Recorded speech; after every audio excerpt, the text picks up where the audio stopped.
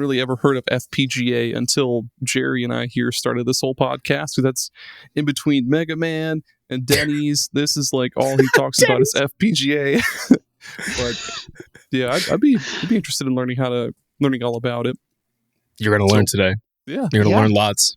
You're going to get schooled. You're going to get fucking schooled. Good though, yeah. Please get off of your own podcast.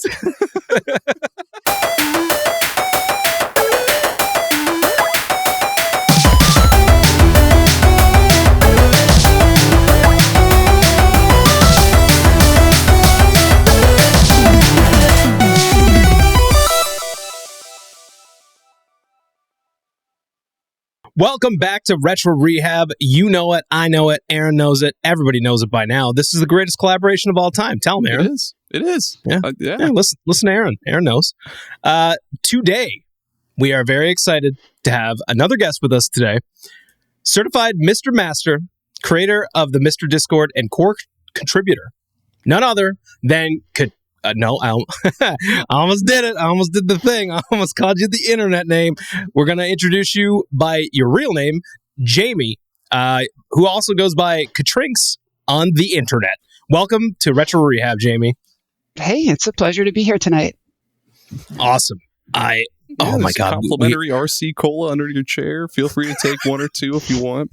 No, RC Cola cherry. Sorry, we're fancy here at Retro Rehab. We're fancy. Why does it have to be RC Cola? Like, why RC I Cola? That's been my thing lately. Is RC Cola because it's just like the one nobody wants. It's royal. It is. It's royal cola. Crown. It's fancy. I mean, RC Cola is not bad.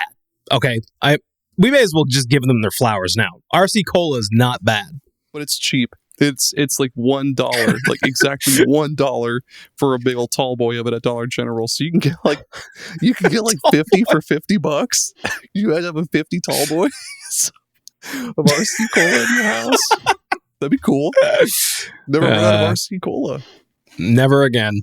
Well, Jamie, you and I have met before on the MiSTer Discord, which you, I understand, created.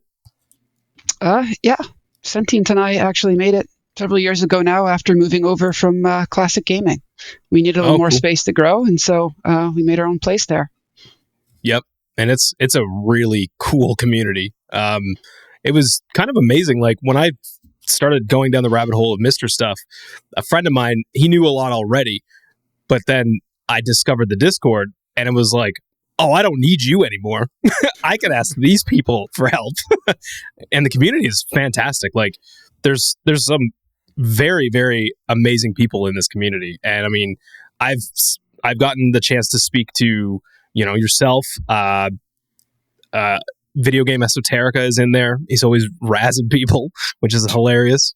And I've talked to Robert, the creator of the N64 and the PS1 core. I've talked to him directly too, and he's such a nice dude. Like, and even just like the other people in the community, it's just a very welcoming community. You've definitely built something really special there. I like to think, I've been to other gaming communities on the internet, and I like to think that we kind of we met like a really happy place with the MiSTer community, where it kind of has a level of maturity, but not too formal, where people, like the developers, can feel comfortable being around people. They're not harassed. It's just, it's really kind of like just vibes really well. I'm kind of proud of it, honestly. You should be, yeah, because it's really awesome. So before we get into the weeds here with the MiSTer stuff, because we got to get into the weeds. By the end of this episode, we're hoping that Aaron is going to show us a receipt for all of, like, a parts list of his MiSTer build. And look, I don't give a shit, dude, if you just want to make a MiSTer sandwich, because look, everybody starts somewhere. If you want to make it, that's what they call it. That's the thing. Is the sandwich just like the one without the case, or is that? It's just like the different? three. It's pretty much what I have. You can't see it from where I'm sitting, but I don't have any fancy cases or anything on mine. I wish. My friend has the. It's just like three boards on top of each other, basically. Is that what you mean? It's the MiSTer sandwich. It's cool. It's tiny. Tasty. It's like, right. It's like this big. Yeah, so we want to see a receipt list by the end of the episode. I've got my debit card ready. Yeah, got that PayPal fired up. Got the funds transferred over. Audio listeners won't be able to see it or hear it because I'm holding my debit card right now. Surely you've made enough money from all those back pics on OnlyFans, right? We will be making a believer of you for sure. Yup. But before we get into that, Aaron, what could possibly be new in the world of retro? There's a bunch, actually. I dare you to. I dare you to pronounce the name of this translation. I was about to say I'm going to butcher the hell out of this. Mizubaku Daibouken translation on the Sega Saturn action platformer 2D. Never heard of it. I'm going to Google it right now. It looks okay. Apparently, after I was reading up about this game, it is a translation. Yeah, it looks pretty neat. It's just like a colorful platformer. I don't know what else to say about it. It looks cool. I do want to try it out, but apparently even the Japanese version has a code that you could put in to just enable English, but that's weird. Enables it automatically. Okay. Yeah, what the heck? This reminds me a lot of Kirby and like how whimsical it is, but there's also like one of the screenshots on CD Romance shows the bad dude. He like lit their whole like planet on fire or something. The fire devil. Yep. So maybe not so much Kirby. It does look cool though. That's awesome. Yeah, it is cool. So check that out. Also, the Morph4K is finally starting to land in people's laps. If you don't know what that is, I guess, the competitor to the RetroTink. Jamie, do you have a RetroTink or any of those upscalers? I do not. The last upscaler I got was an OSSC. I don't have any of the fancy modern ones.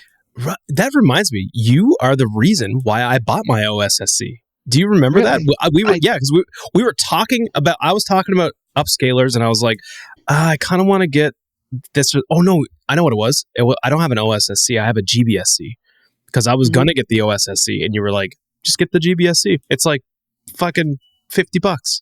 And sure enough, I go on Amazon, it's just $50, and that fixed all of my PS2 woes like instantly. Yeah, for PS2, that one is probably the better pick. OSSC kind of has like, it's not the greatest with interlay stuff. Yeah, no, it was like a friend of mine came over and he was looking at it. He was like, "Holy shit! Like this looks really good." And you only paid $50 for this? I was like, "Yeah, dude. Like that's it's a hell of a lot better than pay." Well, you guys only have to pay like what's a tank? Isn't it like $7.99 or something? I think it's up there. Yeah, it's expensive. Shit, $799. Yeah, for the RetroTink 4K, but it's amazing. The same guy that was checking out the GBSC with me, he has a 4K Tink, and holy shit, that thing is wild. But it's also like, it's not just like a, hey, I'm gonna pick this thing up, plug it in, and play it. Like, it is a rabbit hole to go down. Like, it is very customizable, and you kind of need to set up all your different. Like, it comes with a fucking basically like a TV remote that's like this long, with like all these buttons and like that thing's gigantic, dude. Yeah, it's pretty wild. But yeah, so the Morph4K is essentially the competitor to that, and it's a bit cheaper. I think right now the only one that's out, there is no analog one out yet. It's coming soon. It's only HDMI. So for people that want it to go like from just like an analog signal in, which is like kind of what most people want to do, those aren't out yet, but it's still a bit cheaper than the Tink. It's, I think the HDMI one right now is like, I think it's like $3.99 or $4.99 or something. It's a lot cheaper, but I kind of want to hear a bit more hands-on with it before I maybe jump the gun and get that one. The things I've been reading about that while you've been going off, and it sounds awesome. Go off, King. It's got Wi-Fi on it, Bluetooth. It's got a micro SD card slot, so you'd slap in user files and like color profiles and stuff like that. That's really, really cool. Speaking of color profiles, one of the first times that I ever heard anything about you, Jamie, you have like a color profile on what core is that? I think it's the NES core. Yeah, actually, I made an NES palette. It was pretty fancy, actually. I generated it mathematically. Most people kind of just pick colors, or they'll try to read from the screen and do other creative things like that. My approach was to take the way that the PPU worked and write a program that would generate the palette the way the PPU would generate the palette. And I say that like it's sort of a definitive thing. It's a gigantic rabbit hole that NES enthusiasts could chew your ear off about. But what it boils down to is that there's absolute luma values, because the chip didn't output any kind of RGB, right? So there's absolute luma values if you look at, YC. But there isn't really absolute chroma values. Those kind of vary between models and between TVs and things. And so I kind of picked like the most ideal chromas that would be realistically possible and applied them to the mathematically correct lumas. And it made, a fancy and really good-looking palette, I think. That's insane. But you said, I think you said before that your background is engineering, right? I am a software engineer, yeah. Yeah, that checks out, because I would never. There's nothing about that entire paragraph that I could ever like. I could barely comprehend the terminology, let alone to implement it or even think about doing stuff like that. So that is absolutely amazing to me. So hats off. Well, if you ever have a spare, day, I'll go over the whole thing with you in detail. Crash course. Put my lab coat on. Yeah. Aaron, I'm very excited for you to read this next piece of I really, really want to read this one. I've been waiting. I don't know how anybody has the patience for this, but Mario 64 has been beat without pushing the A button around 86 hours. Yes. Mario 64 has finally, after all these years, after all these tries, it has now finally been able to be beat. I'm pretty sure without cheats too. Like, this is not whoever did this did not use cheats. They didn't use cheats. I don't think they used glitches. They just didn't press A for 86 hours, that's insane. How do you even do that? How do you get past any of the Bowser stuff without jumping? Because like there's a lot of those carousels, and I'm having a stroke trying to understand how anybody did this. It doesn't make sense. You know what they probably, like, for the Bowser levels, they in I guess, I don't know. Yeah, I need to watch this. I don't know if not the whole 86 hours. I was going to say, I don't know if I have 86 hours to dedicate to watching Mario get finished without pressing A, but I definitely want to see some key moments. Like, I have so many questions, but yeah, folks, just wanted to make sure everybody was aware. All the listeners out there, Mario 64. I repeat, Mario 64 has been beat without pushing the A button. It only took 86. Don't you make him swim with the A button? Doesn't he like paddle by pushing the A button? Am I thinking wrong? Yes. But maybe because if you press the B button, he does that like little stupid grab and he like flails around. Maybe they like did that, but yeah, I don't know, man. I don't know. I'm very confused. How you did. That's cool though. That's really, really cool. It is very cool. And a little piece of MiSTer news. Video game Esoterica has been tinkering with Conker on the MiSTer. Now, if you're not already aware, I think I talked about it before, of the very few games that don't work on the N64 core, because Robert pushed that fucker to its absolute limits. Conker was the big one. Conker was like the flag of defeat where we all kind of went, okay, it's okay. Let's just keep telling ourselves it's okay. It's fine. Like, we got damn near everything else. Like, ooh, we can't play Mahjong. Who cares about Mahjong? Like, we got Conker and the other. I'm serious. Mahjong was one of the other ones that does not play, and everybody just kind of went, so.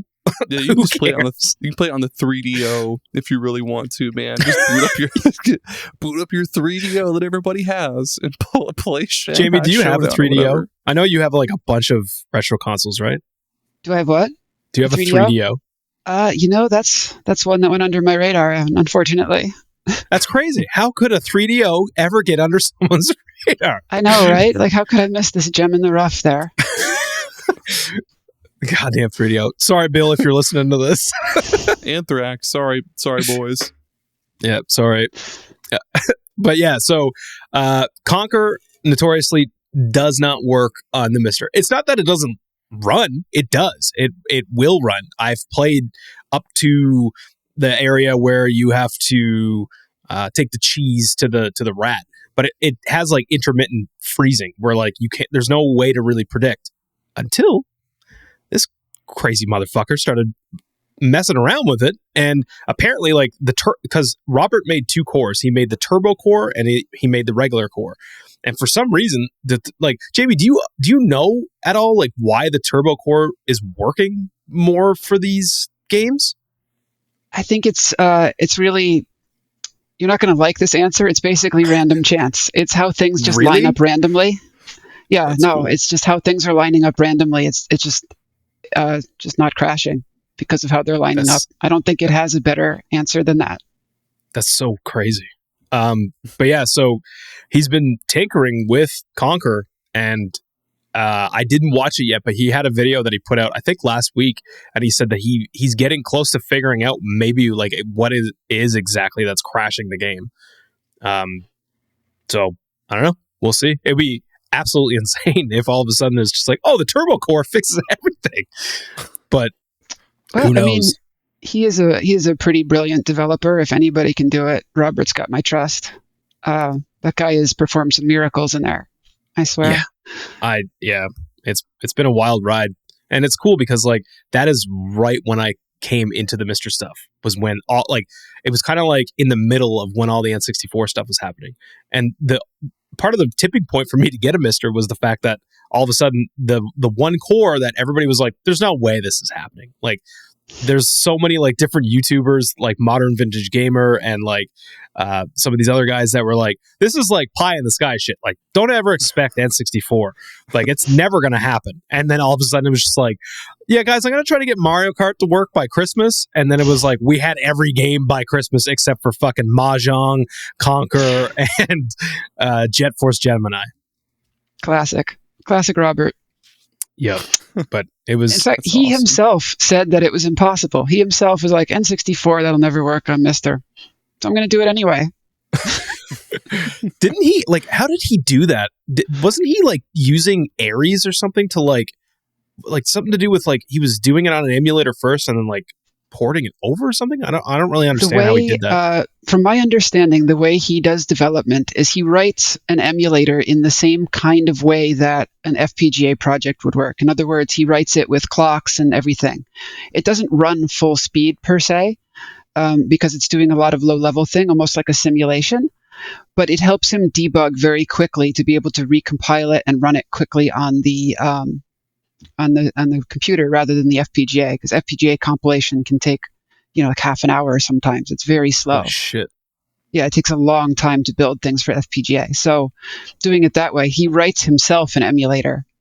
And he'll use other things to reference too. So he'll use like working things as references to kind of help him figure out how things are supposed to look on his own thing. He kind of gets a whole picture together that way. It's so crazy, man. Like, I just like, Aaron, this is why you got to get a fucking MiSTer. Are you hearing this shit? Are you listening? I know my little Anbernic device, and I'm pretty sure most other non-FPGA. Well, any other emulator out there, yeah, N64 is a bastard. It's such a bastard. Like, I can't even get Wave Race 64 to run on my Anbernic. Like, guess where that works? Yep, I'll give you MiSTer. fucking 15 guesses. Yeah. Then, I'm interested to see what it looks like with the turbo core with like 60 like that jiggly like polygonal ocean with the dolphins and stuff. Seeing that in 60 FPS, I bet it looks awesome. Yeah, man, give me that jiggly ocean. I don't know how else to describe it. It's like rigid. I've never heard of an ocean described as a jiggly ocean before in my life. I mean, oceans are pretty jiggly, man. They are pretty jiggly. I've never seen it. I've just seen pictures of it in movies. That old ocean of ours, man, is wet, wild, and jiggly. Stupid Iowa being landlocked and such. I'll never see the ocean. I am too. You've never seen the ocean? No. What? Yeah, I grew up poor, man. We didn't ever get vacations to go see the ocean. Like the most we ever got was like, I almost said South Dakota, but that's nowhere near it either. I don't think we ever took Your a vacation. parents never ever like tricked you right to like Lake Michigan and was like, yeah, that's the ocean. That's the ocean. Too poor. Sorry. Too poor. Sorry, ocean. Too poor to go to Michigan. Pretty much, man. I'm sorry, man. This is like 2 episodes now in a row I've been dunking on like your upbringing. Last episode, I was making fun of divorcee parents, and then Aaron was like, "Yeah." So when my mom met my stepdad, and I was like, "Oh shit, It's okay, dude. I'm sorry, man. I didn't realize." Oh man, next episode I'm just gonna shut this shit down. Mid-episode, be like, Jerry, that was really uncool of you. People tuning in for the first time, we're like, "Man, this guy's a fucking dick." No, it's fine, man. Yeah, too poor for Michigan. Yeah, pretty cool. Jamie, have you experienced the ocean? I thought you were gonna say Michigan. I live in New York. It's hard to miss the ocean, honestly. Oh. It's kind of right there. Hell yeah. And I was in California for a while too. They have a pretty good ocean too. So I've seen Both oceans. both the big ones. Yeah, both I've the big also, ones. yeah, I lived on the east coast of Canada for 20 years of my life, and I was on an island, so I had no choice but to see the ocean fucking everywhere.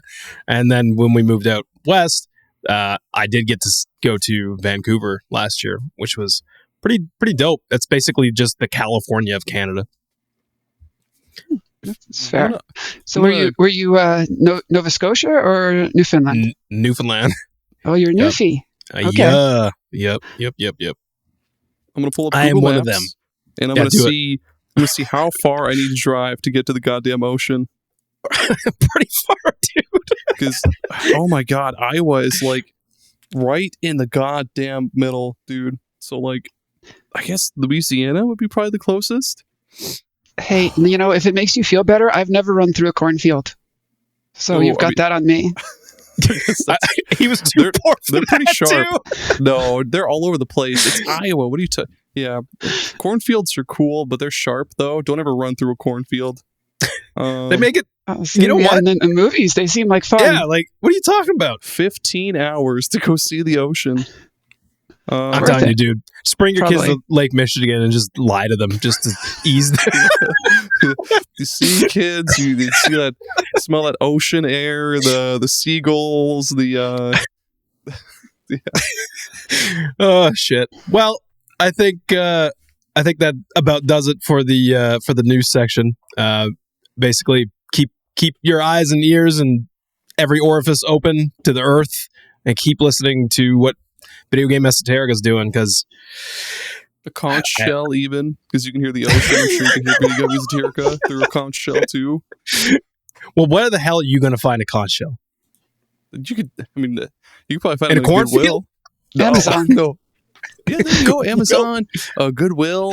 You can find behind a Denny's. You can find anything at a Denny's. Those Red Lobsters are closing down. I'm sure they got a couple conch shells. Oh fuck! I'm gonna have to bring it up.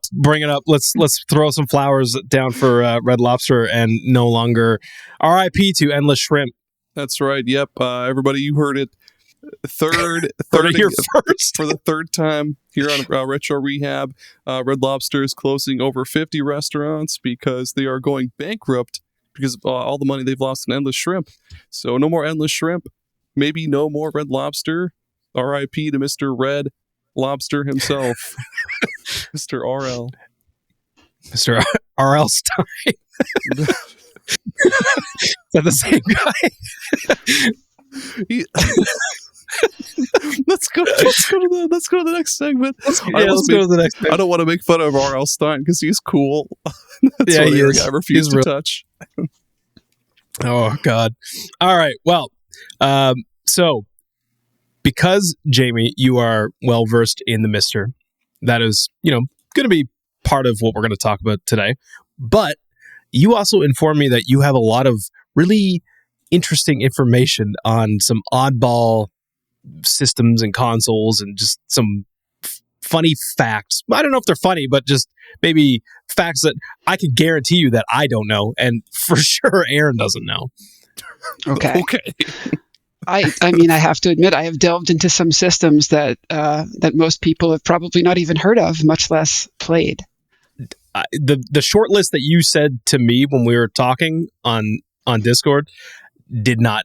I've heard of them, but I don't even know what they look like. So it'll be fun to kind of poke around at what those are. Sure, absolutely. I'm very interested. Go on. First things first. About the MiSTer stuff. Let's talk about how you got into this. So, like, how did you start going down this rabbit hole? Like, what brought you? Oh, wait, sorry, shit, Aaron. Thank you for highlighting that. I fucked up our own show. Before we get into the topic, we ask all of our guests the same thing. What is your favorite video game memory? Okay, so I would have to say Christmas 1987. It was a good year. My brother got 2 games. You may have heard of them. One was called Castlevania, and the other one was called The Legend of Zelda. Jesus. So I was 9 years old. I'm kind of dating myself here. I was 9 years old, and he was 6 years old in that year. And so he got these games, and he was trying to play Zelda. And he was, 6-year-old. Zelda's a little tough for a 6-year-old. And so, I did what any big sister would do, and I got out the construction paper and the crayons, and I started drawing the maps.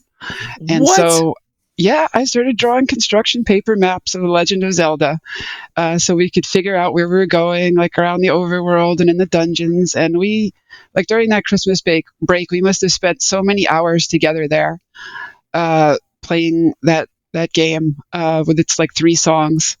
And it's just kind of etched into my memory as just like the best winter break ever. And I eventually those construction paper maps turned into like a folder of maps that became like a thing that we did together. Just kind of like I was like the navigator and he kind of played the games. That was kind of like our thing awesome. That we did a lot. So that's probably amazing. That's probably my happiest memory there of retro. Yeah, and that's why we love asking that question, because it's a very personal question, but it's also like, it's a little trip down memory lane, and everybody's answer is always different, and it's really cool to hear all the different answers. That's so cool. Like that is, of its time too. Like there was no internet. I mean, I'm not much younger than you are, so I to remember a time when, you didn't have these things at your fingertips where you just be like, I don't know how to beat this, and type it into Google and then go to Game FAQs and look up an entire walkthrough to figure it out. You had to do that shit. You had to draw maps, which is crazy. I mean, I distinctly remember the Zelda 2 Palace. Have you ever played that game, Zelda 2? Oh my God. You know what? I've played it, but I've never finished it, because even now, that game is hard, man. That's a hard fucking game. The final palace, I remember drawing the map of that. It looked like some kind of schizophrenics drawing on the side of their cell. It was because I have all those warp rooms. It doesn't really mesh together properly. So it had like all these arrows all over the place. It was just a huge mess. It's like a fucking Rorschach test. Yeah, it was like, I don't even know how this is working. Just keep going in circles until you find a new path. And was it the first Castlevania that he had as well? It was the very first Castlevania, just Castlevania, nice. Period. Oh, yep. No map needed. just go right. That one's pretty linear. That one was easier.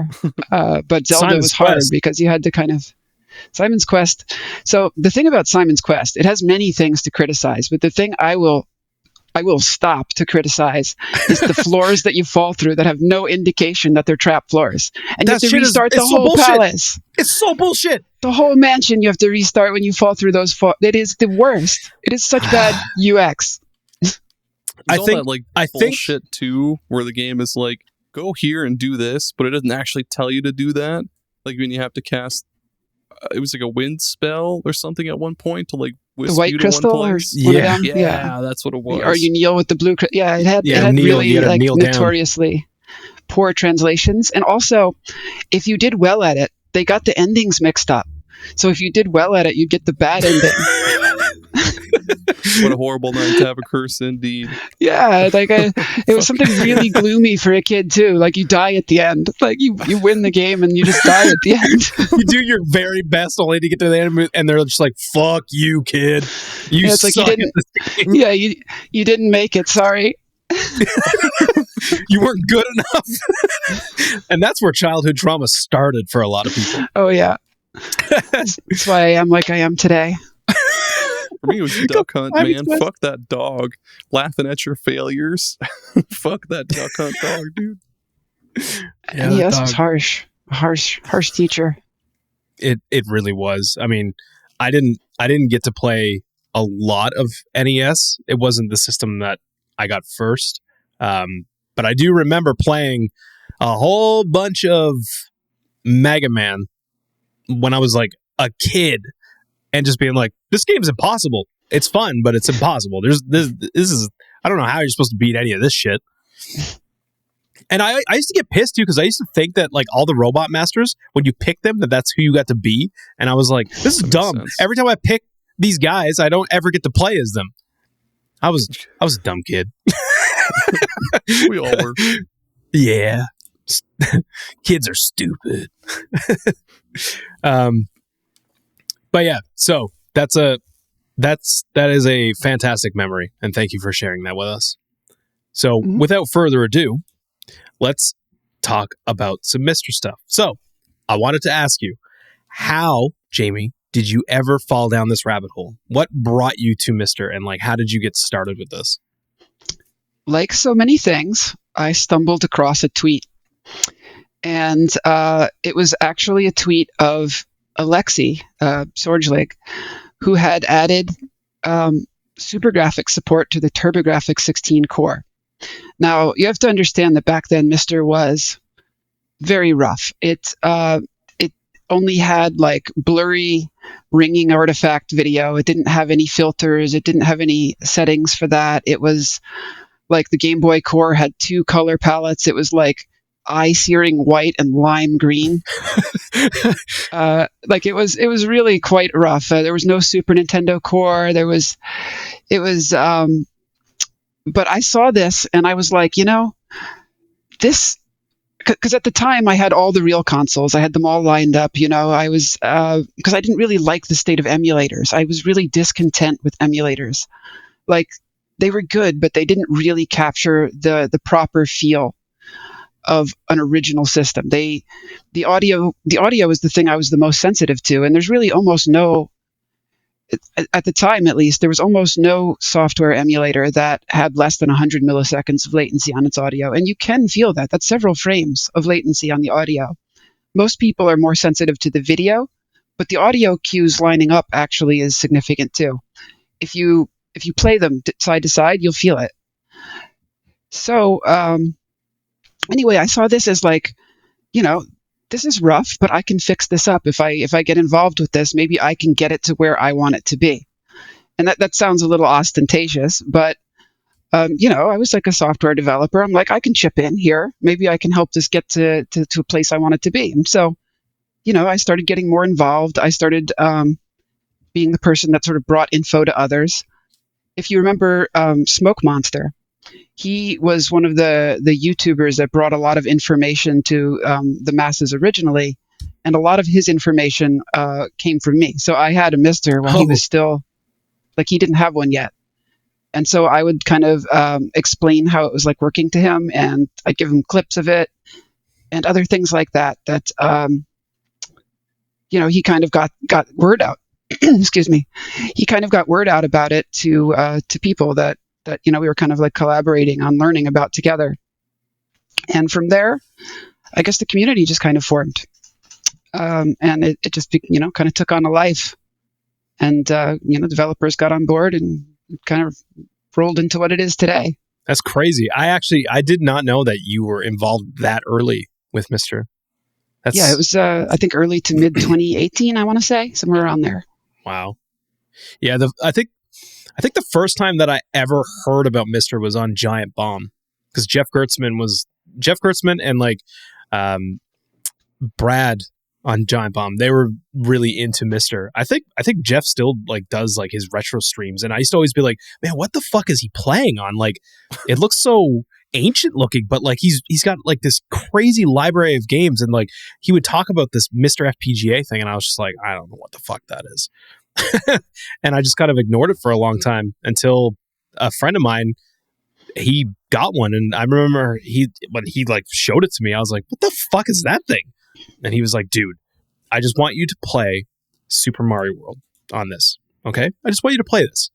And I remember playing it and going, oh, why does this feel so different from everything else that I've played for the last like 15 years in emulators? Like, why does this feel different? And to your point, it even sounded different. So then he starts showing me the Sega cores, and he's like, listen to how fucking good this sounds. And I quickly started realizing that the MiSTer had a level of accuracy that it was like very noticeable when you actually play it. Like, Aaron, if you ever get your hands on a MiSTer, you will immediately know what we're talking. You're get PayPal going right now. I'm gonna have to, man. Like, I really enjoy shmups, especially like vertical ones. But on a lot of like on my little Anbernic device, it's a horizontal screen, so the screen is smushed, and you've got like the black bars on the sides. And to try to get it set up to Tate mode, where it's like vertical, it's a pain in the ass. But it sounds like MiSTer would be the way to go with that. Like, it might be easier to set up that way, but yeah, the latency is a pain in the ass on those sometimes. Well, latency and accuracy are two of the things that we care a lot about at those. So it's not really just a matter of FPGAs being useful or conducive to those things doing well. It's also because the developers who are attracted to them care a lot about those things. So it's sort of twofold in that sense. Kind of a chicken and egg situation. Like, it's a medium that lets us really express the accuracy we want to see when we're making a core. Yeah.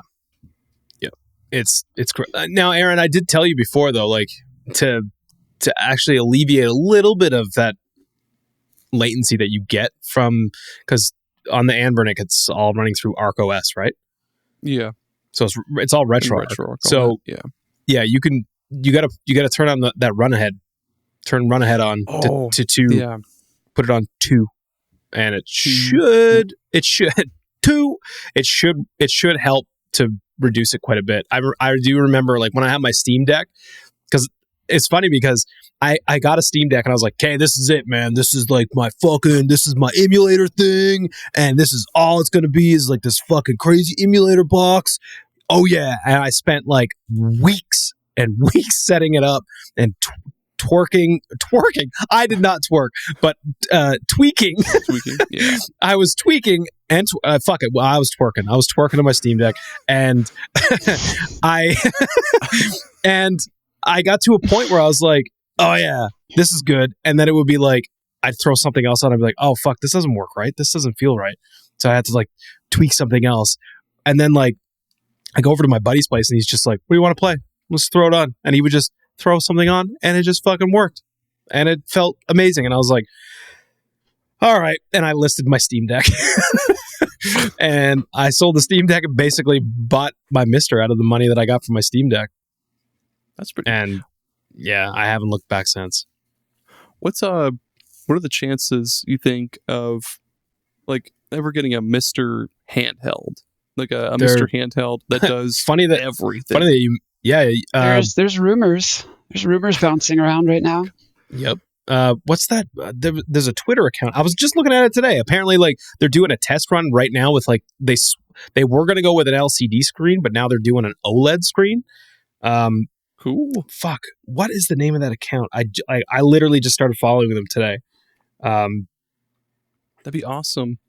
I mostly do handheld, which I guess is why I use the Anbernic a lot, because I'll just be like, I don't feel like sitting at my desk to play something. I think I'll sit upside down or like on my bed or somewhere else, and then but that would be cool to have a handheld MiSTer, even if it is like $600 or something. I looked it up. It's a Twitter account, Taki Udon. And yeah, they tweeted out today, there seems to be a delay with the first trial batch of OLED screens. And then the update before that was quick update on the MiSTer handheld. We are moving to an AMOLED screen. Screen is better suited for a variety of aspect ratios, and the panel characteristics are amazing. MSRP of the handheld should still be roughly $150 or less if there's enough interest. Because I think they might be using that new MiSTer. I was going to ask you, Jamie, about that the whole deal with this like this cheap DE10 knockoff thing. Do you know much about that?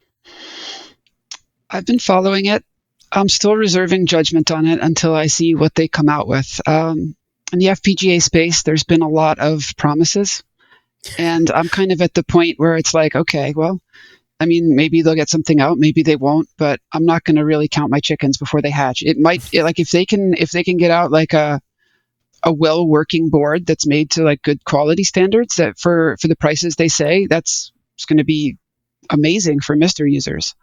So don't get me wrong, I really hope they do, but I'm not going to subscribe to this is coming out until I kind of see things appear, see things materialize. Because 150 for a handheld, that's ambitious. If they can pull that off, it'll be outstanding. Yeah, especially like because I mean, if you're comparing apples to apples, essentially with the Analogue Pocket, that's $229 US, I believe. That's pretty good. But the thing about the Pocket is, we were kind of talking about this before we started recording. Like the Pocket is a cool piece of hardware.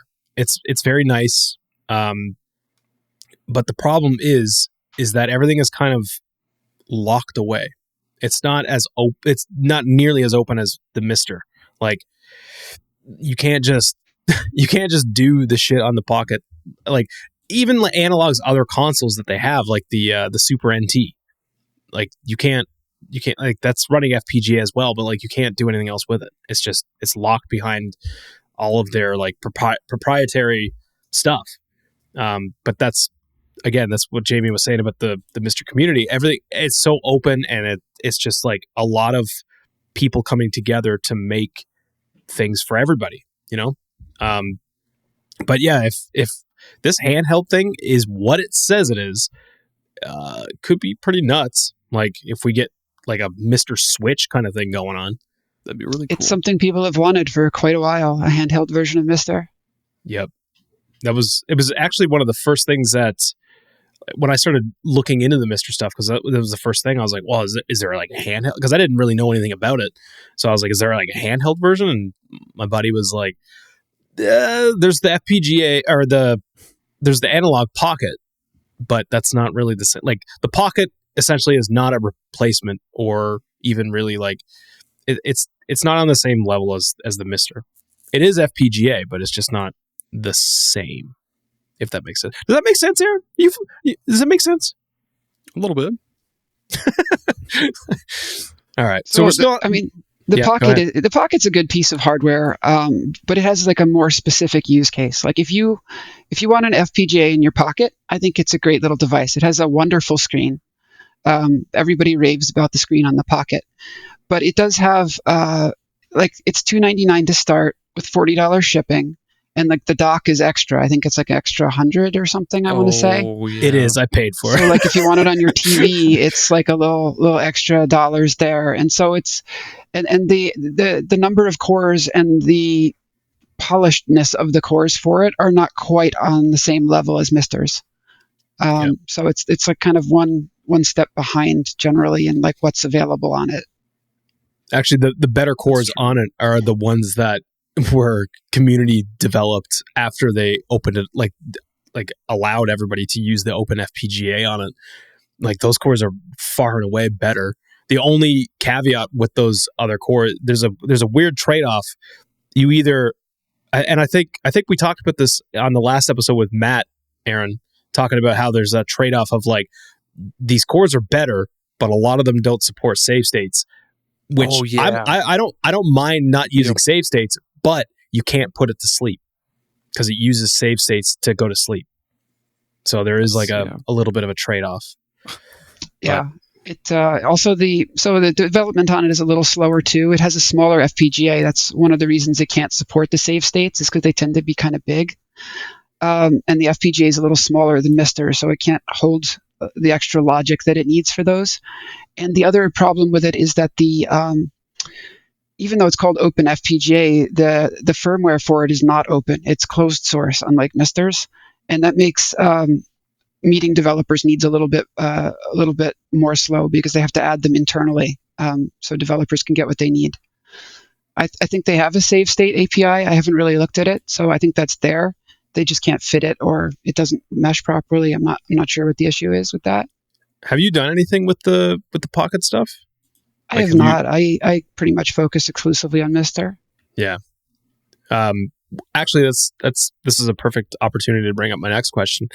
Which cores specifically have you worked on? I know you mentioned earlier that you worked on the NES. Well, the NES is my favorite core, and that from my story earlier, you can tell why I really love that system. But yeah, I've done a lot of work on the NES. I completely rewrote the audio chip for that. I revamped a lot of the PPU, some of the mappers, some of like the DMA code in that, and other techie things. But I wrote a lot of chunks for that.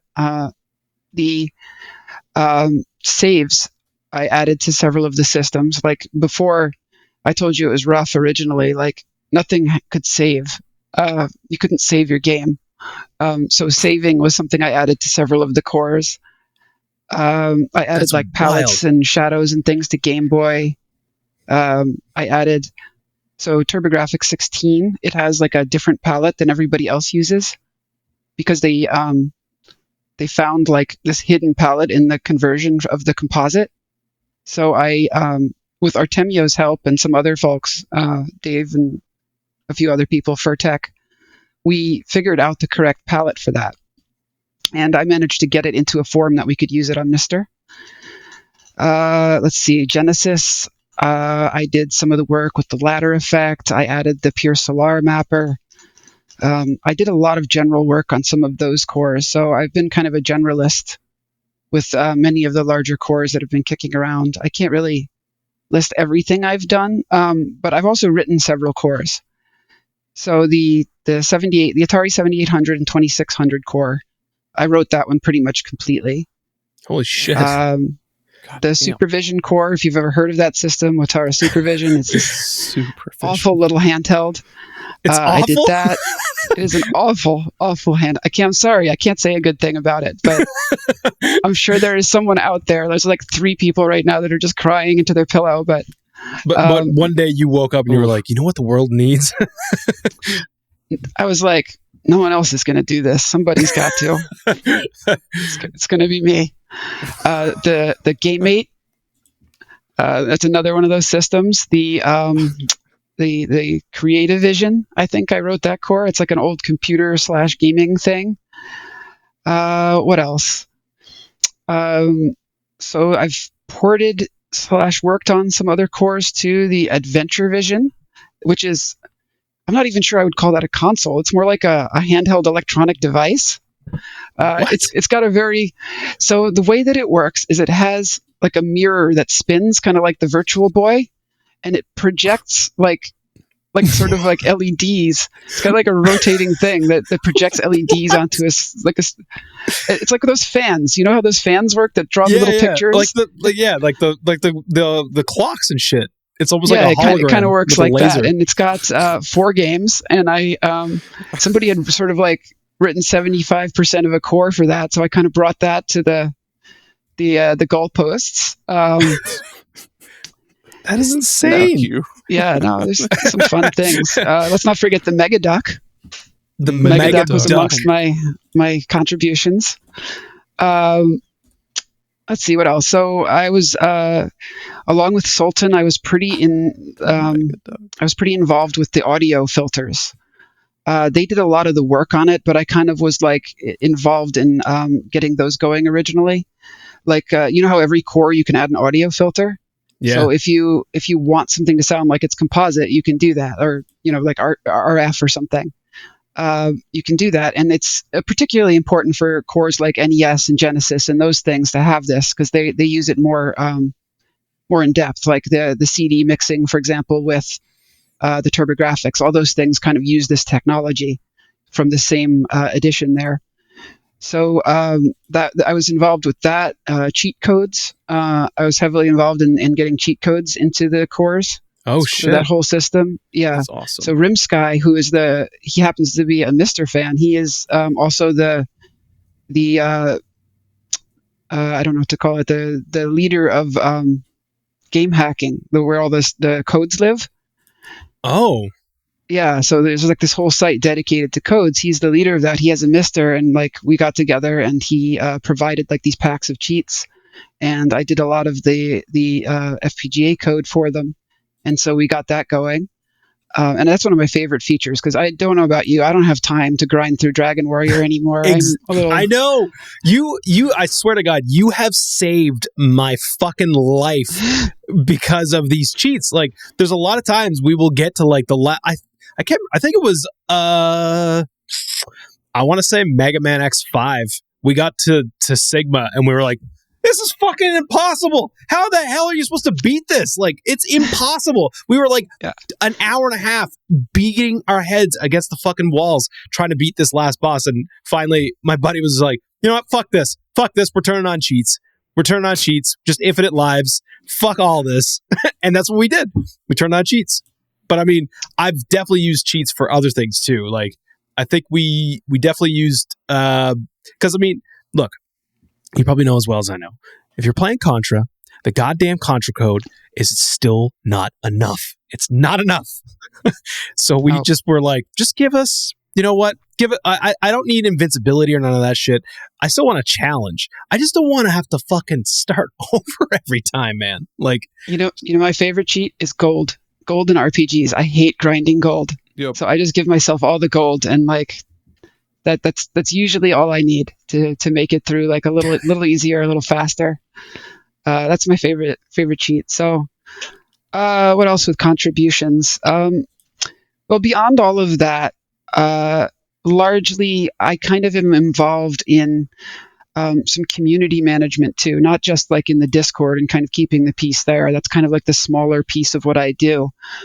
But like I talk to Alexi regularly. So if you know Alexi or Sorgeleg, he can be hard to reach sometimes with ideas. And part of what I do is I kind of watch the community, and I kind of use my judgment to see like, okay, this is a pain point people are having, or this is something that all these things that people are saying, I can kind of see it painting the picture of this feature that we need. And so I will often be the one that goes to him and makes the pitch. Like, hey, I really think we should add this, and here's like why I think it's important. And I've gotten pretty good at getting him to give thumbs up to stuff. And so I do some like project management in that sense, where I'm kind of working to get features in that otherwise would meet with some resistance. So those are mostly what I do. Kind of like I don't want to frame it like that, but like I sometimes can convince him. Okay. Well, I mean, it's for the better, because I feel like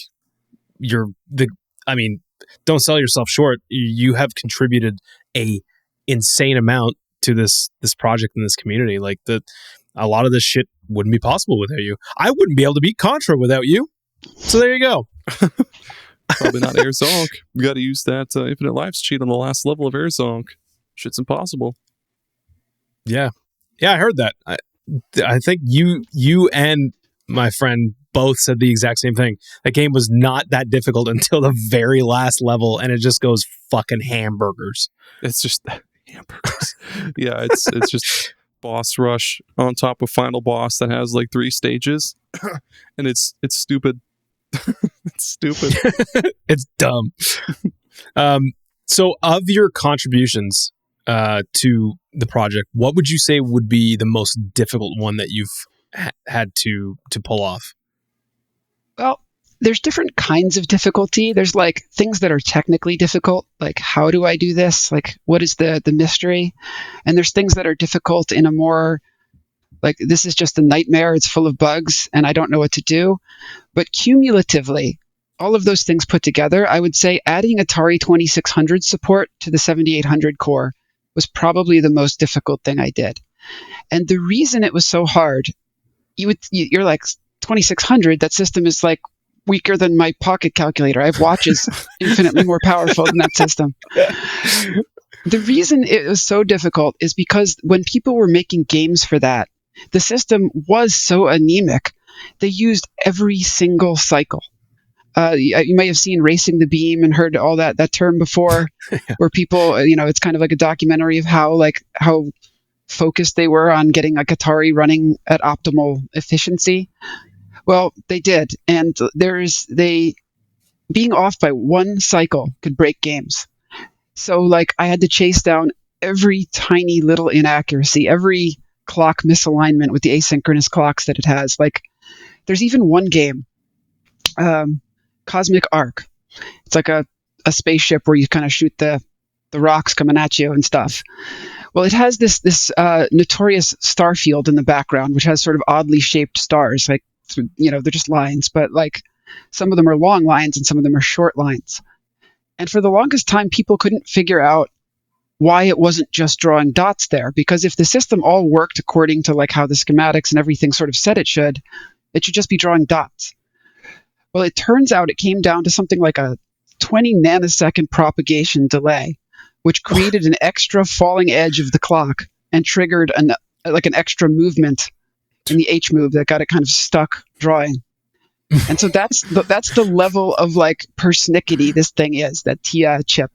Holy and so that one was a shit. huge headache to get accurate. I went through every one of those god awful games 100 times to try to get that thing accurate. They sound like ass. I'm sorry. They are just the worst. Okay. I'm not an Atari fan. It's just I'm also not a big Atari fan. Yeah. Hey, here at Retro Rehab, we hate Atari, but we love Jamie's. We love your contributions to the Atari community. However, well, it's a piece of history. It had to be there. The old core existed, but it had lots of problems for the same reasons that I just discussed. And it was like, okay, well, I want MiSTer to be great. I want this to have an accurate way of playing this, at least as good as the emulator. So, kind of like, all right, I dedicated myself to that.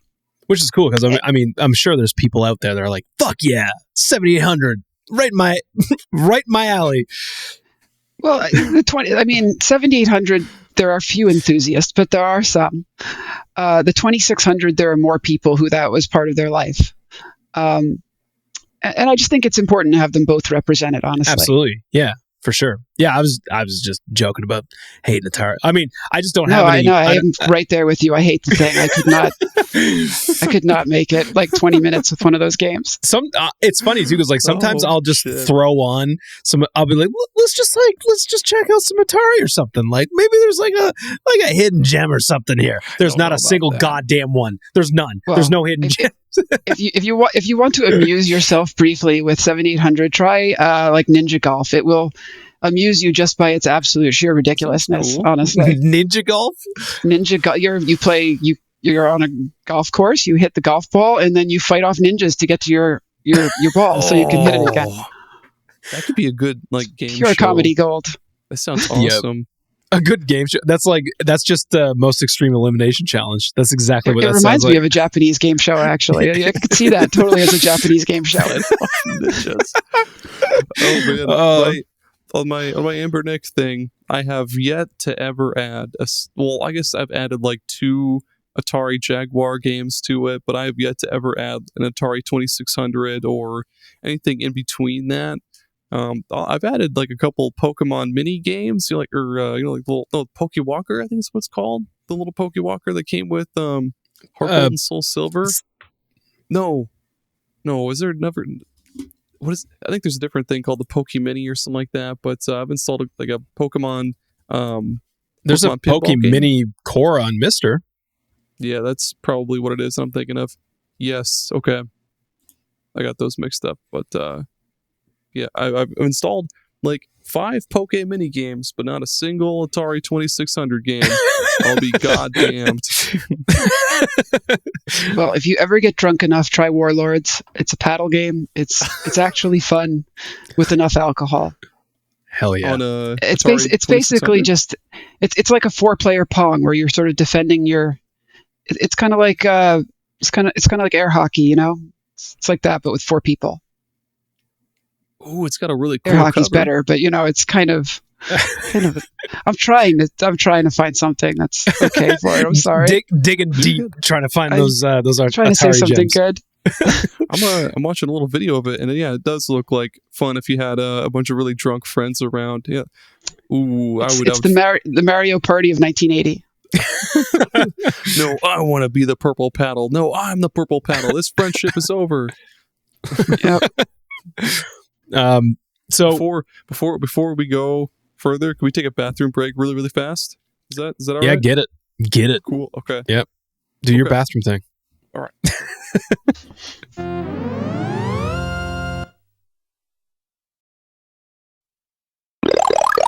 Looking at kind of like comparing the price of, say, getting one of those big MiSTer kits that comes with like the aluminum case and like the heat sink and all that stuff. By the way, no fan. That's awesome. That's really, really cool. But, you can do fanless, yeah. Yeah, I have the fan in mine. When I went to build mine, those aluminum cases were sold out, and I messaged Pork Chop, and he was like, "I actually am like totally sold out," and I was like, "Ah, shit." So I did not snag one. And then when they came back up, I was gonna grab that purple one because I fucking love that purple one. I want that green one. I have so one of bad, his. Dude. My Dev MiSTer is one of Pork Chop's cases, and I love it. And the one that I throw in my bag to take on like vacations and stuff, that is actually one of the Retro Castle cases. If you've ever seen them, they've got like the 3 buttons, they look like Skittles on top. It's kind of like a different form factor. It's a little bit smaller. So what they do is they combine the USB board with the I/O board, and so you've got like only four USB ports, but it's flatter. It's like a smaller package, and they have like a nice pink like aluminum one. That's what I've got for like my travel / living room MiSTer. That's your awesome. travel MiSTer. Yep. Aaron, again, dude, it's time. It's time. Get the wallet out. Yeah, I was doing like price comparisons between like the MiSTer, and then you guys were talking about how the Analogue Pocket, like it's cool, but it's like it's kind of meh at the same time. It's probably about like the same price to buy. Now that I'm looking at the Retro Castle site, there you can buy like a whole, like the pink one. I'm seeing it right now, $467. You can buy it for $467 USD. The MiSTer or the Analogue Pocket, that thing, if you got like the console, if you got the Pocket itself, the Pocket and the dock, it's fucking expensive, dude. And all of the add-ons for like Game Gear and Neo Geo Pocket Color, all that stuff, that probably run you the same amount of money as it would to just buy a goddamn MiSTer. So, well, and it does not have analog out yet, from my understanding. They have like some kind of analog converter, but I don't think it works with that at the moment. So if you care about like analog, I don't know if you're a CRT person or not, but that's a deal breaker for some. They've got transparent cases. Oh my god. Oh yeah, there's a lot of really yeah. See, this is we got him, Jamie. He's starting to go down the rabbit hole. I can see it. We can see the fucking glare of money slipping out of your fingertips. This is the sound of falling down the rabbit hole. Thump, thump, thump. It totally is. This one's shit. Okay. Yeah. I'm going to get a text next week and Aaron's going to be like, I can't afford to do retro rehab anymore. I had to take a second job. I had to sell my camera. I sold everything in my house for a MiSTer. Second mortgage, everything. Like Jeff with those the Game Boy Advanced. With the e-reader cards. Yeah. The e-reader cards. With the MiSTer, can you use like original controllers from other consoles, or does it have its own like proprietary controller that you have to use with it? That's an interesting question. So I would say that the best way to use MiSTer would be with USB controllers, like a PS5 controller or whatever your modern controller of choice would be, because it does support pretty much all of the modern controllers nicely, and it's got very low latency. And if you want to fall down that rabbit hole, we have spreadsheets of how fast they go. Like, we know the latency. I went by that spreadsheet. Was it Vampire that made that? That was Lemonisi and Pork Chop, actually. Really? Together. I mean, it was sort of a community effort to get the ball rolling on that, but Pork Chop kind of spearheaded, like, really expanding it into a lot of controllers. And then Lemonisi turned it into a nice searchable database.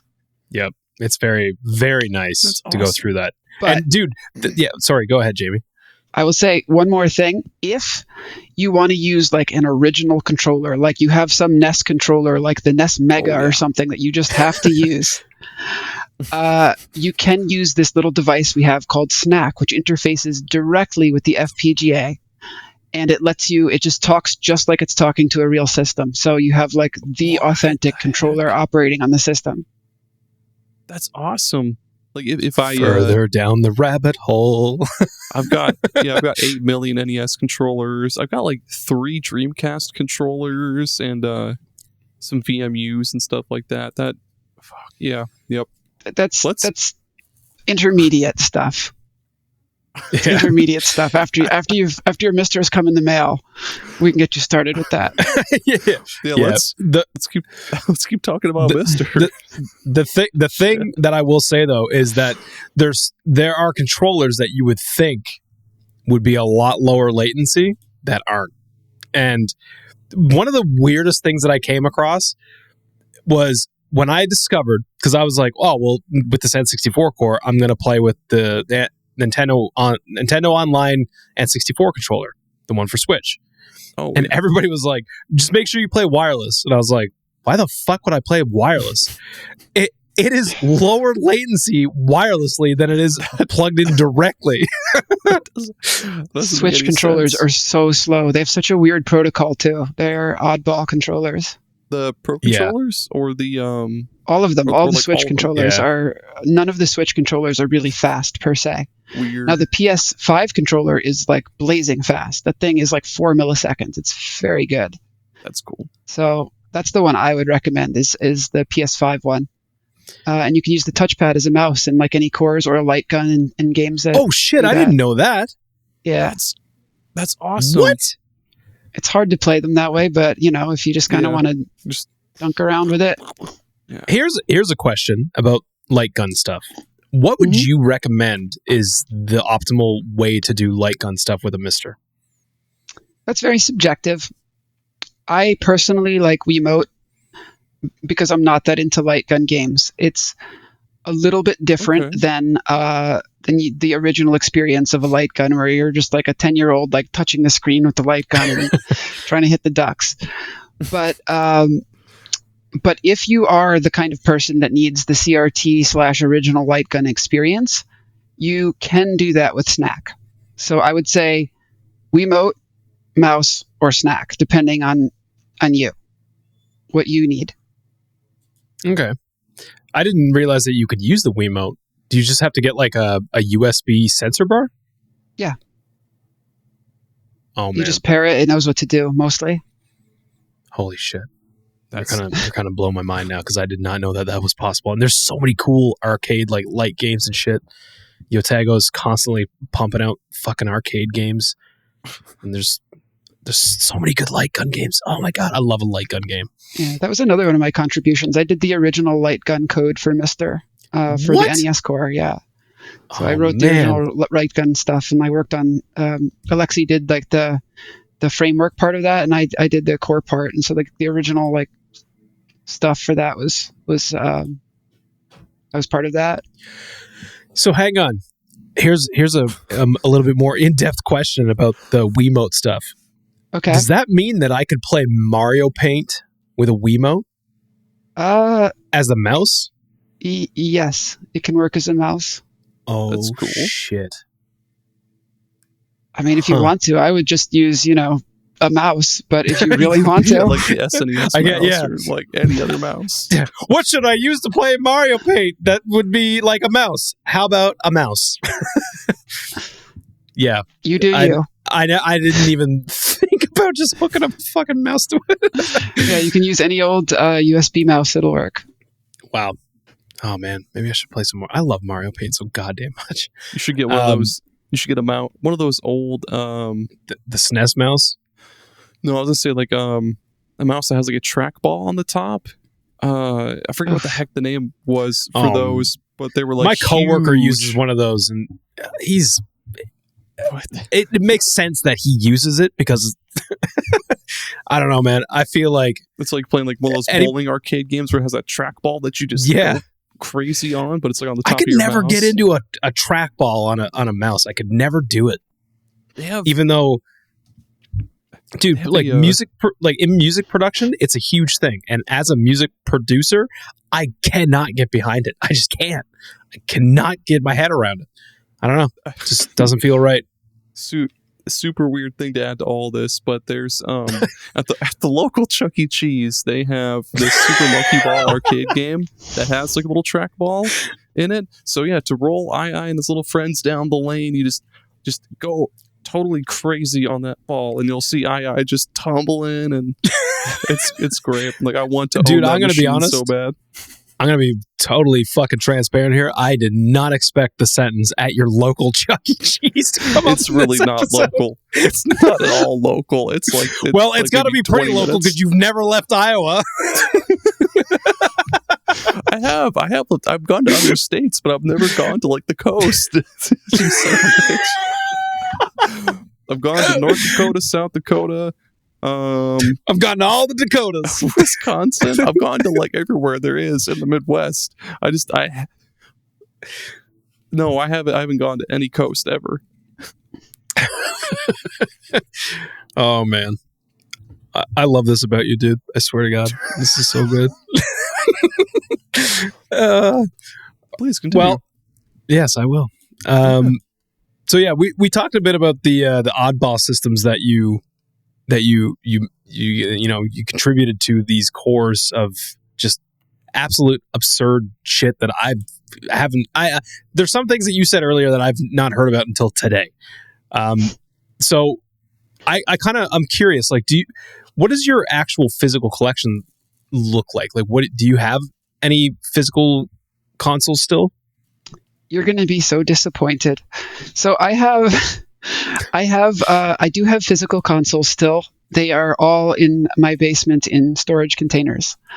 So the era of my systems is really 5th gen and before. Like my 3 big ones are like the NES, the SNES, and PSX. So I'm very boring in that sense. But I did have I did have Genesis. I did have TurboGrafx. I had a lot of the other more popular ones. But I am not. I have actually strong beliefs that collecting original things doesn't solve the problem. It's one of the reasons I love MiSTer so much, is because although I like the original experience that I get from an original NES, I don't believe it's sustainable. I mean, eventually that thing's going to give out. Eventually it won't hook up well to the TV. Eventually it'll just be so cumbersome to use, I won't use it anymore. And so I really believe on taking the original experience, or even the ideal experience of the original console, and making it work on modern things in as close to the same way we can do it as possible.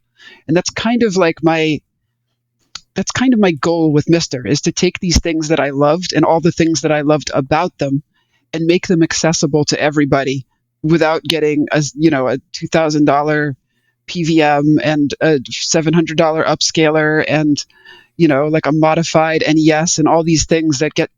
I mean, if you think MiSTer is expensive, you should see how expensive original consoles are.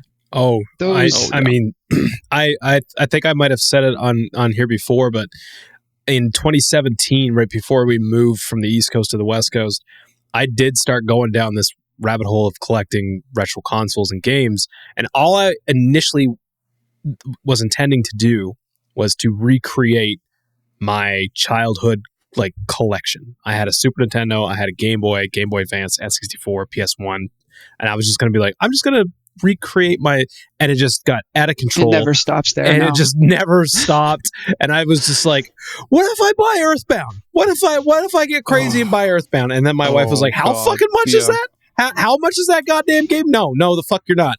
You're not buying that game. And, then I'm stuck buying like fucking Jurassic Park for Super Nintendo. Being like, yeah, man, I got my Jurassic Park. And then like I started buying stuff that, I started going off the guardrails of just my childhood collection. Nope. Now I'm buying shit just because, that's a good deal. And when we got ready to move, I was like, I got to get rid of this stuff. I don't want to. I mean, props to people. Like, I know a friend of ours, Bill, who does gaming and collecting podcast. He's got a pretty wild collection. And like props to people that have these crazy collections of stuff. Like there's a guy out here in Alberta. I think he just goes by like the N64 guy. He has like an Instagram account and he has like this room that's literally like every fucking N64 game ever made. And it's just he has like all the different was it Funtastic or something? What was the see-through, the clear, transparent ones? I can't remember. Oh yeah. I think those were fantastic. The cool looking, the ones that look like gummy bear, like gummy peach rings, like those kind of there ones. Was like right? the green one, and there was like a pinkish purplish one. Like he has like all those, and it's like that's really cool. But for me, I got to a point where I was like, I don't want to do this. I think I want to shift to digital. And it was actually at that time when I stopped buying physical games altogether, and I just moved. Whoops. And I moved totally to digital only. Like all my shit is digital now. I don't own. I have one physical copy of a Super Nintendo game, and that's Secret of Mana 2, Sengoku Densetsu 3. That's the only thing I have. I have so few. So I have a couple of NES games that I put on display just because I like the way they look. Like I have Crystalis, which is like an SNK game that we played that a lot. I just like to see it. I just like to see it on the shelf. So I think that if your goal is to collect because you like to have things, like you like to see things, I think that's good. If you're collecting to play games, I think there's better ways to do it. Like if you care about the experience first and foremost, I don't really think collecting is the right thing anymore. But once upon a time, that's the only way to get like a good experience. I think we have fortunately moved to a new era now. Yeah, for sure. I mean, I'm with you there because like I also want to get a couple of more. I really like the Japanese like boxes and stuff for like the Super Nintendo, like the Super Famicom stuff. Because like the Famicom cartridges. Aaron, have you ever seen the box art for the Japanese Super Metroid? I think I have it on a shirt. Actually, it's fucking crazy, dude. Like, granted, we still got a decent looking, box art for the American release, but like that Super Nintendo one is something else, man. And all the Dragon Quest boxes, like I want to get some of that stuff and just put them on display. Compare Mega Man 2 sometime if you ever really want. We did that on the last episode. Yeah. The last episode, I found this picture of it was like Mega Man 1 through 6, I think, on Famicom, and the Famicom did it right. God damn it! All their cartridges were so colorful and cool, and the stickers on the cartridges just look so much better than the ones on the NES that we got here in North America. We were talking about how like it'd be cool to just buy those and frame them because they look so fucking cool. Like it'd be fun to. Well, I mean that Mega Man 2 box art, Jamie. Yeah, you're right. Is like atrocious in North America. It's like it's like what his heel is like broken, and like his arm is backwards, and like he's got like why is Mega Man a 52-year-old man? Like with a weird like squatting expression. Like what is he looks like? Who is this man? Oh, that's just Hank. Hank goes out and fights crime in his blue tights. Mega Man 3, they were getting closer, but Mega Man looks like one of the Rice Krispie dudes. He looks like a fucking Cabbage Patch Kid. And in Japan, they got these cool anime things too. It's like these cool anime things. Yeah. Oh God, man. I think the Chrono Trigger box was also better in Japan, if I'm remembering it correctly. Is that just like the plain white one? I think. I want to say it had like those cool like didn't it have like a more? I could be misremembering because there was a lot of cool Chrono art. No, you're right. Yeah, it's white. It's just like a white thing, but it has the whole cast of characters on it. Yeah. Oh, wow. Yeah, it looks really good. Yup.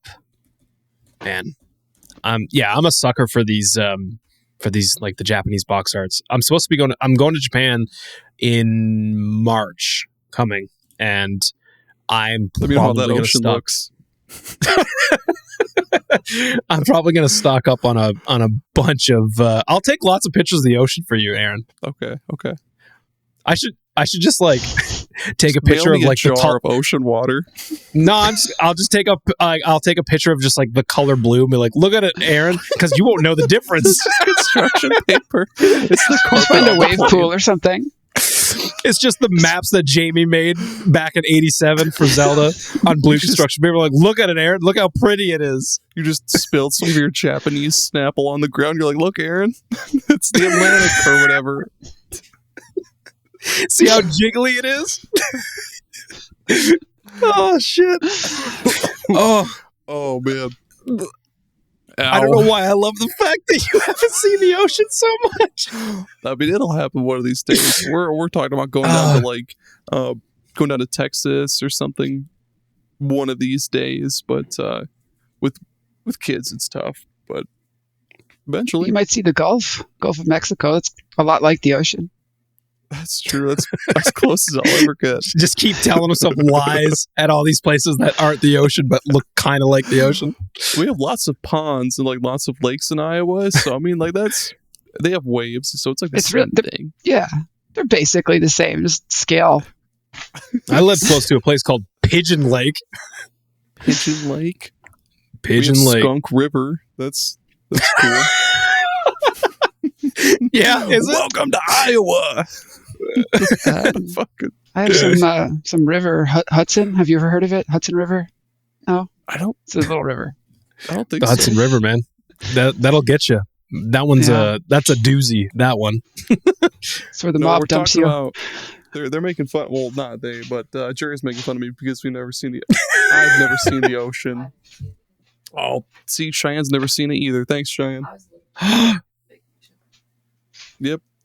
She was looking at vacations. She's in the other room just scrolling through pictures of, she just Googled the ocean. She's just scrolling and be like, just looking at the ocean. Okay, let's keep going. I'm sorry, Cheyenne.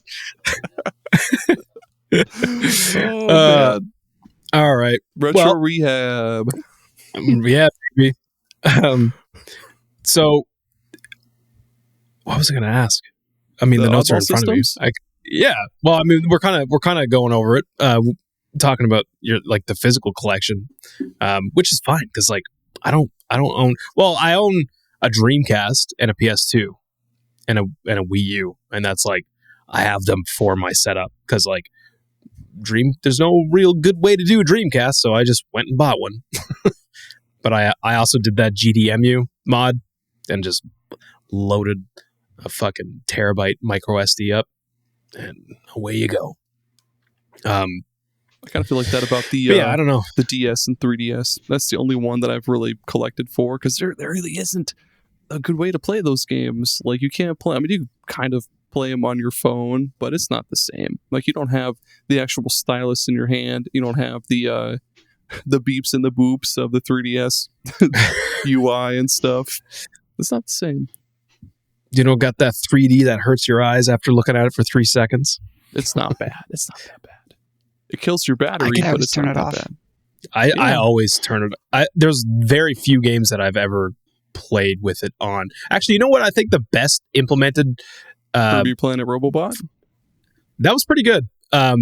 but the NES remakes that they did in 3D, yeah, they like work really Excite-Bike well. and shit. Like they actually look really cool.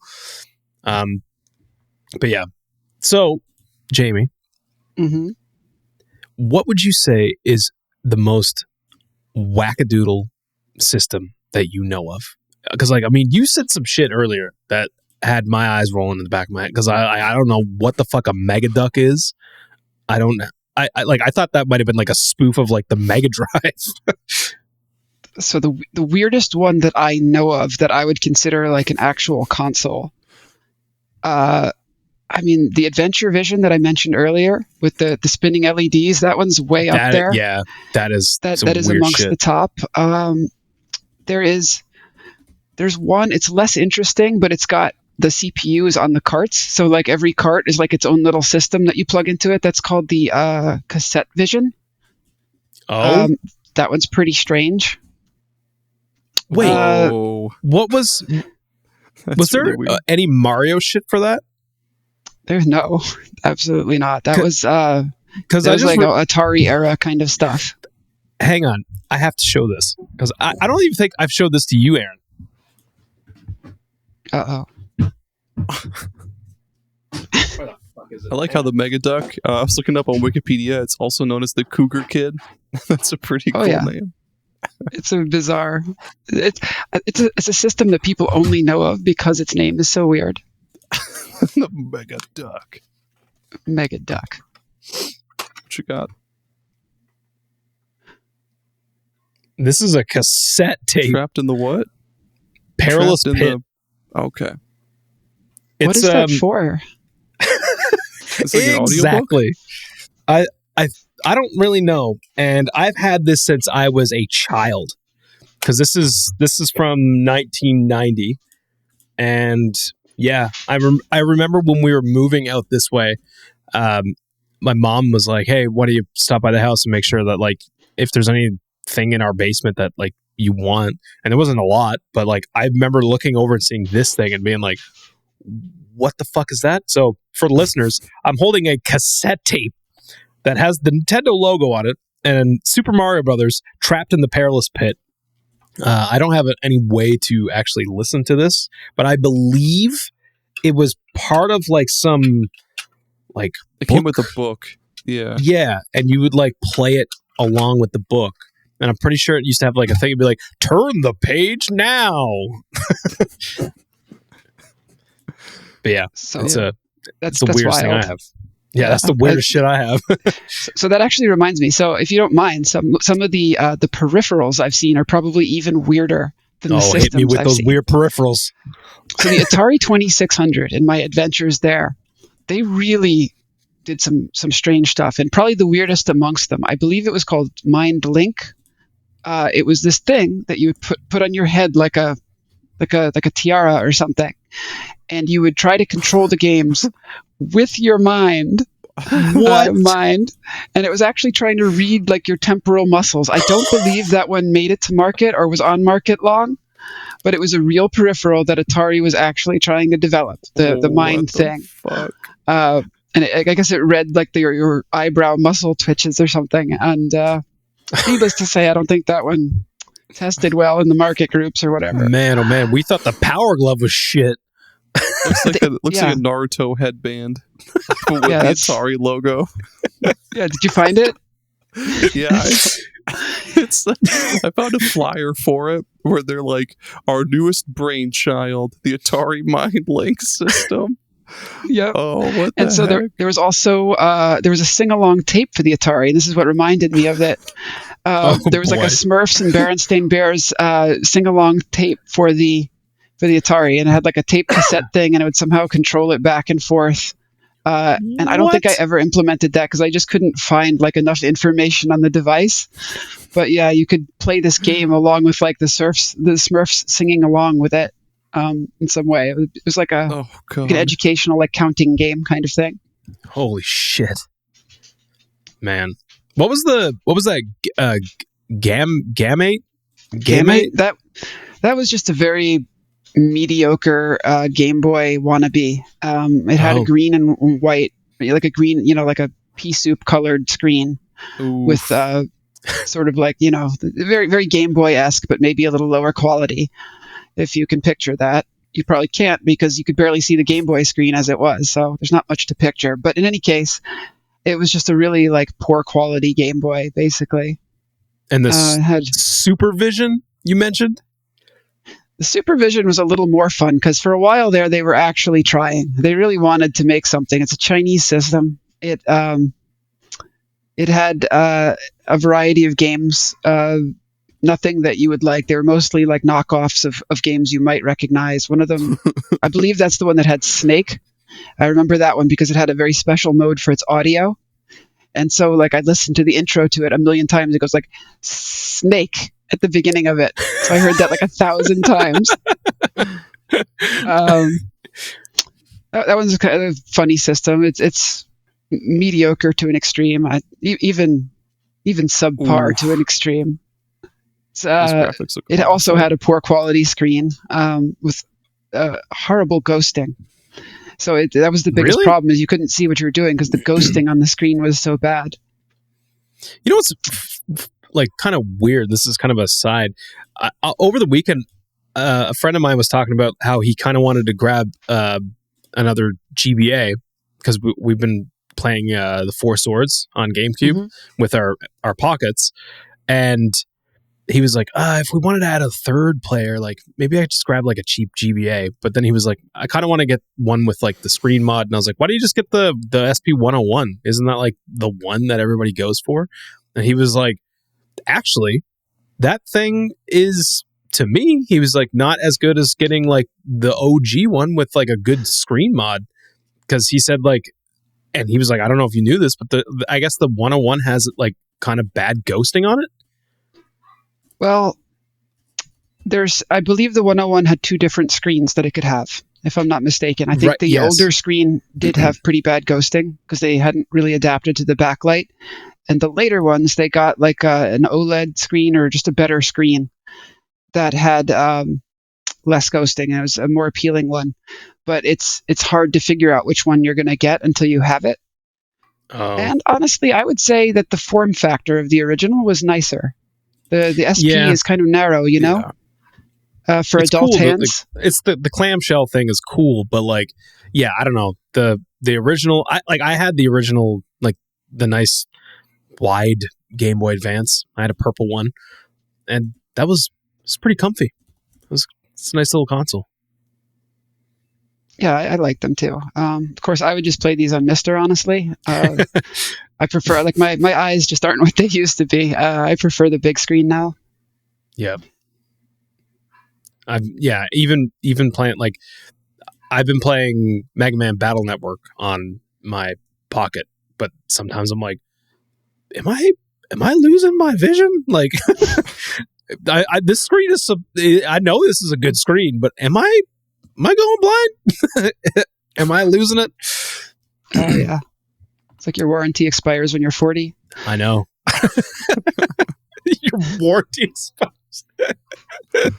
Oh, shit. I got to use that one on my wife next time. I'm like, man, your warranty's been up for a long time. Okay. So yeah, she's going to love that. She's going to love you for that. Yeah.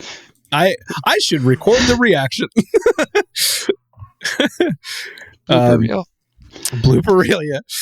All right. Well, why don't we take a quick commercial break, and then when we come back, we will do our closing, say our farewells, and get into our random recommended games.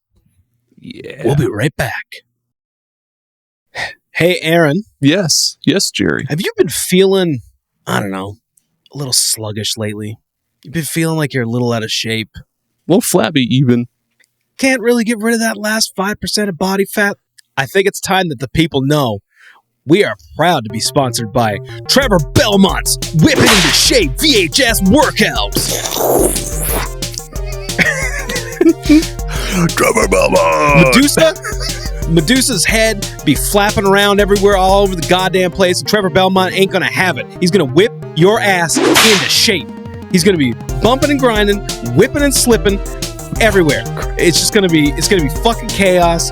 There's not gonna be room for error anywhere here. You know, the skeletons, They're there. They're crumbling all over the place. That's because they don't work out enough. Get out of your skin, nerds. Yeah. Gotta pack some beef into those gills. You gotta fucking work that shit.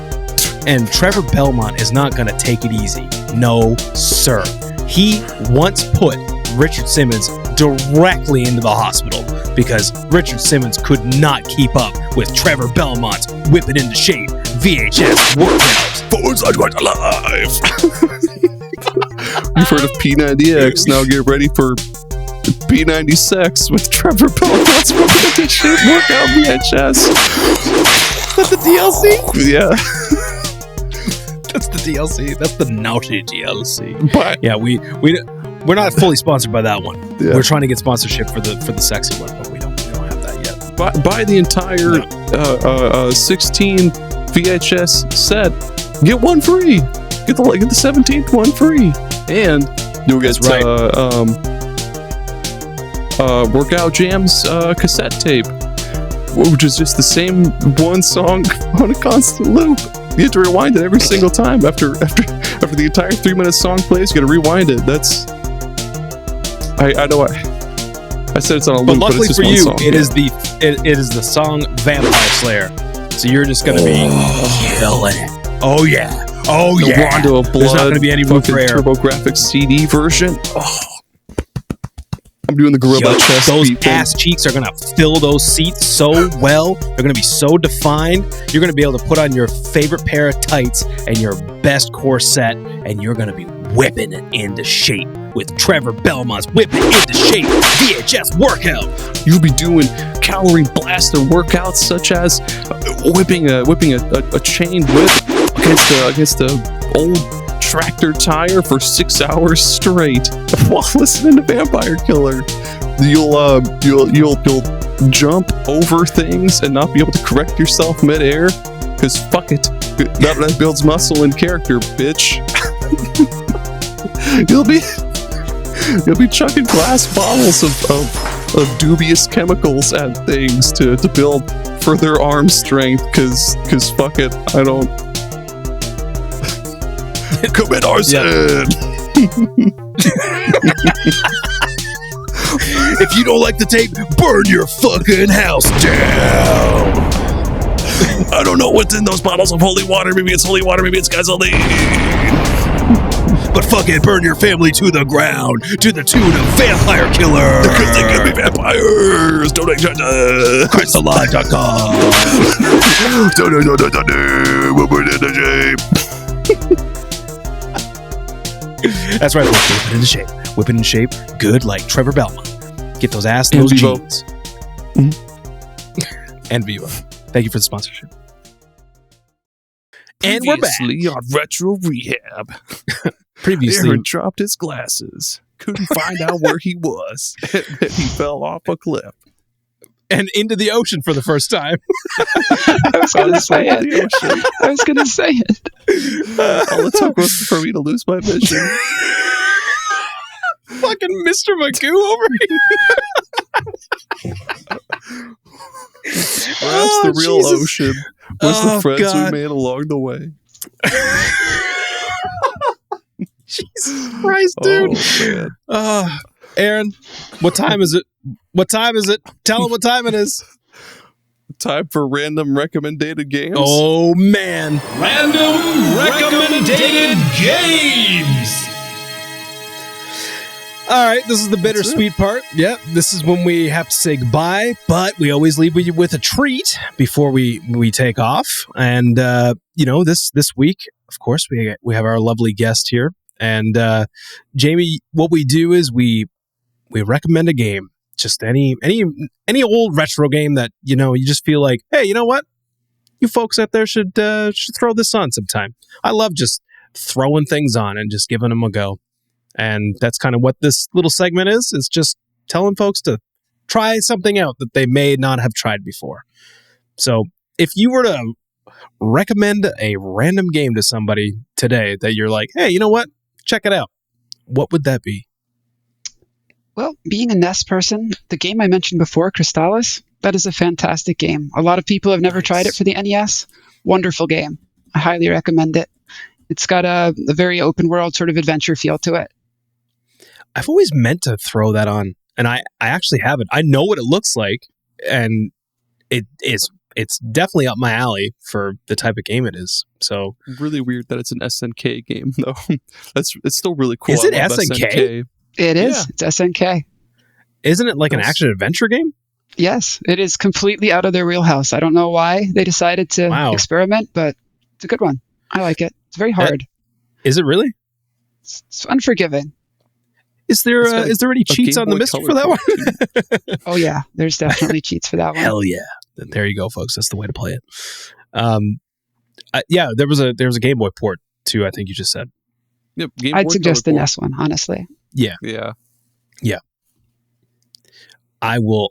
You know what? I will take you up on that recommendation, and I will definitely try Crystalis. Is it a very long game? Not by modern standards, no. It's if you know what you're doing, it's pretty quick. Okay, sweet. I like that kind of thing. I've been playing too many massive games lately, and I've been really enjoying playing some shorter, like nice games. Animal Well was a lot of fun after coming off of Final Fantasy VII Rebirth.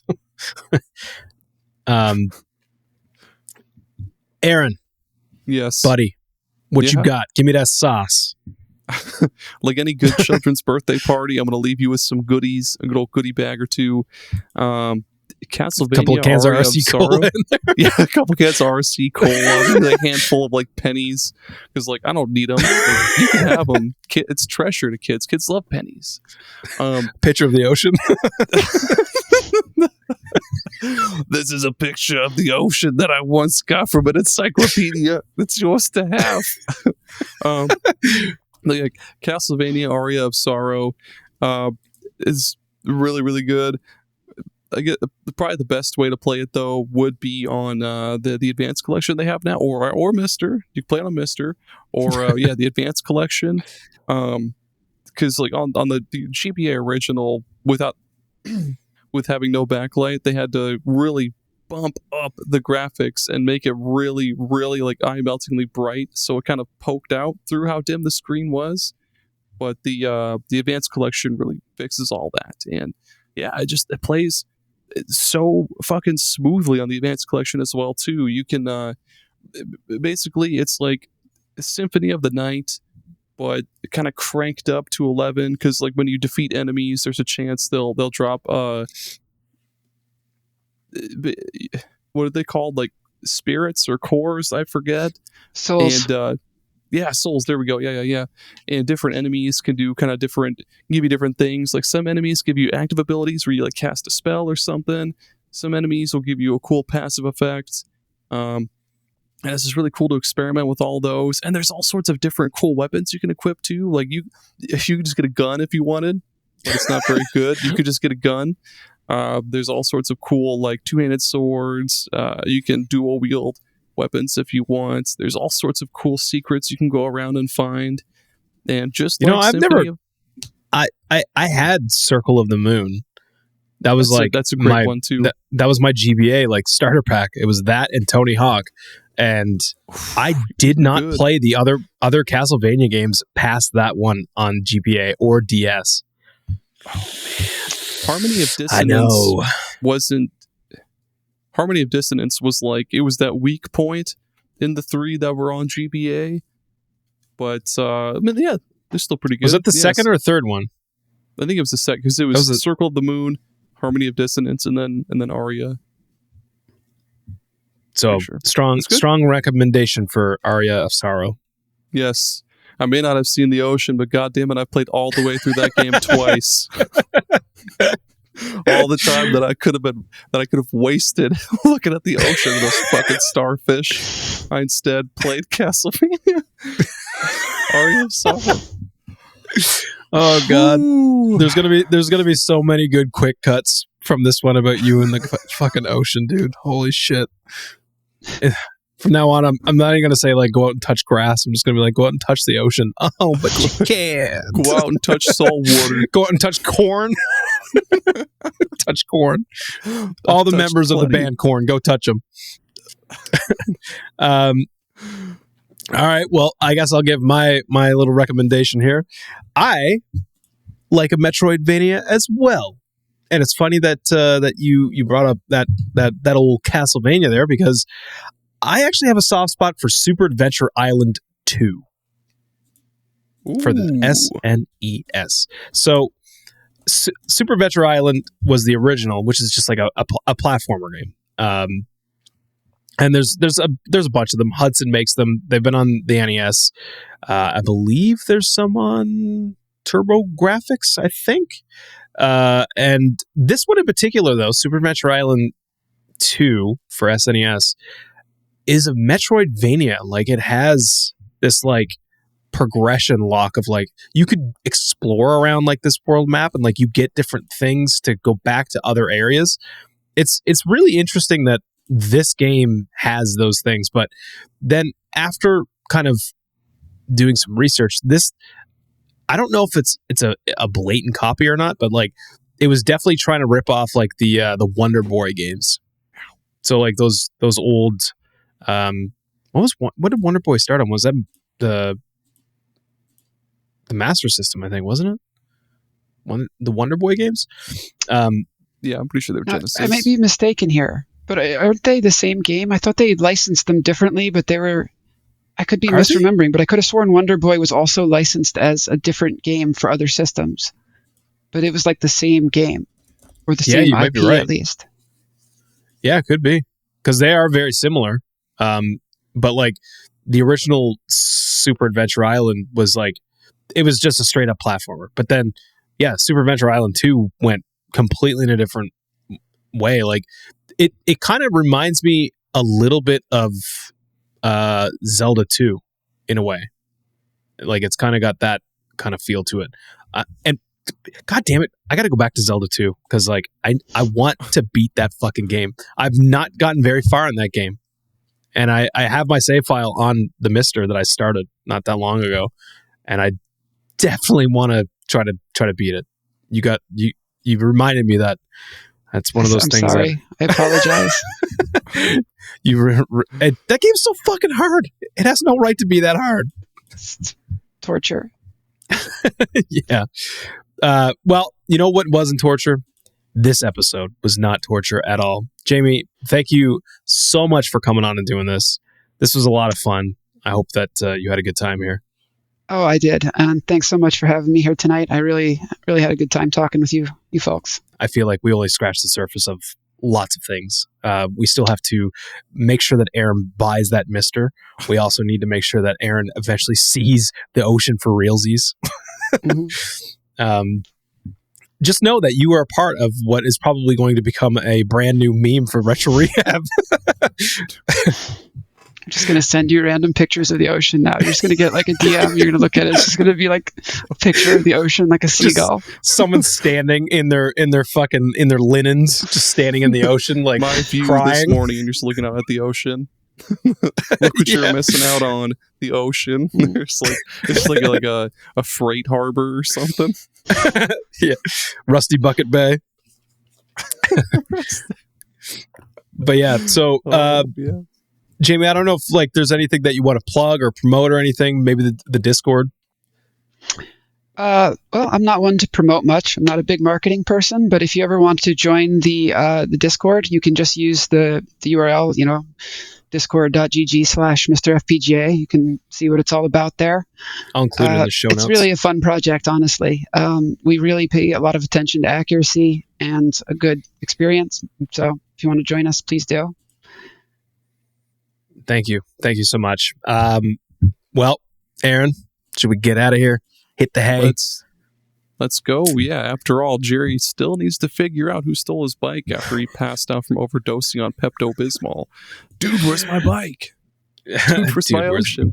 And Aaron definitely has to try to start going about his daily life without getting motivated by the Pokemon theme song. It's never going to happen. I know that you want to be the very best, but dude, there's other songs. All right. Well, thank you so much for listening. You can get us on all your socials at Retro Rehab Pod. Go check out the MiSTer Discord. I'll put that in the show notes. Again, Jamie, thank you so much for coming on and doing this. I will definitely be talking to you again shortly, I'm sure. And hopefully get you back on sometime. Fantastic. Awesome. All right, folks. We'll see you on the next one. Aaron, say bye.